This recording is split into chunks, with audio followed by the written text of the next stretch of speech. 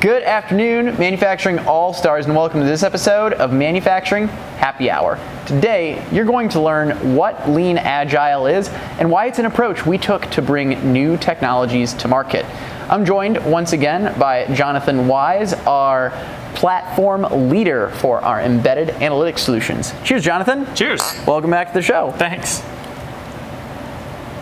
You know, as we get into this topic, I should preface this. This is part of our mini-series within the embedded analytics solutions. This is a little more of a behind-the-scenes look at what we did to develop some of the solutions that we've been talking about. So to start things off, Jonathan, my first question is, what is Lean Agile? What's the definition around that?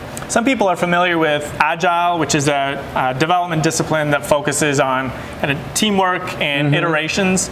Lean is an additional twist on that, where we add an extra focus on reducing waste. So not building anything that you don't have a clear signal for, not consuming more resources than you need.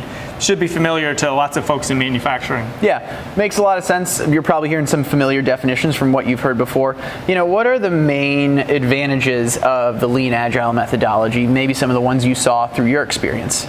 We're able to do things a lot faster because we don't have a long-term committed roadmap. We can respond to feedback that we're getting in what's a lot closer to real time. Okay. Now, with that, can you give us an example of what this looked like as it was playing out in your solutions development? Yeah, so one of our products, Shelby, or FactoryTalk Analytics for Devices, was built very much in this fashion. We started with a minimum product that we brought to market quickly, and then we began listening for what the customers who bought it needed from us. One of those pieces of feedback came in through customer support. We had a customer who got their first Shelby and they were excited to hook it up, but disappointed that one of their older compact Logix controllers wasn't supported. Within about 24 hours of getting that feedback, we were able to kind of size the impact and reprioritize our development for that sprint to build a profile for that controller. It was done within 48 hours and it was available in the very next release. We've had 7 releases of Shelby in just over 2 years, so we're really serious about responding to this feedback and improving quickly. Well, I raised my eyebrows back there a second ago, and I was really excited to say something because as an account manager, as a sales guy, I love that feedback loop that you have where you're taking exactly what our customers are saying and you're building it back in and really building the solution that they're looking for. And that's just something we couldn't do if we committed to 2 years of here's what's next. Sure. We wouldn't have that agility. So that's what we really want to retain as long as we can.